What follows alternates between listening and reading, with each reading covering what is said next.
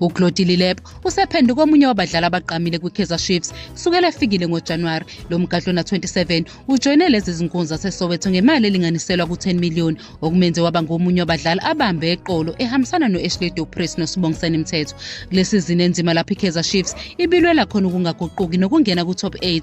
uLelope ugqame kakhulu, amagoli akhe ayisithupha kubethwe Premiership amenze waba ngumshayi magoli ophambili weqembu, egcizelela umthelela wakhe esikhathini esifishane. Waphinde wasiza neqembu lanqoba isicoco seNedbank Cup, abese kuyele eminyakeni eyishumi leclub ingalitholi isiliva. Impilo yakhe yaseNingizimu Afrika ihambe kahle, wasizwa isipiliyoni sakhe sangaphambili edlala neMamelodi Sundowns kweCAF Champions League ngesikhathi emeli Al Hilal. Lokhu kujwayelana nebhola laseNingizimu Afrika kwenza kwaba lula ukushintsha kwakhe futhi kwamvumela ukuthi asheshe azinze. uLelope lwamukela uhlaka lweqembu encoma izinsiza, abasebenzi nabaphathi abasekela iqembu ngemva kwezigcawu. Uzakhela udumo ngokushaya amagoli abalulekile futhi usagxile ekusizeni iqembu liphumelele. Ngokuzimisela nangesifiso sokuvelela usaqhubeka nokuphokophela okunye njengoba ehlose ukwakha umlando kumakhosi.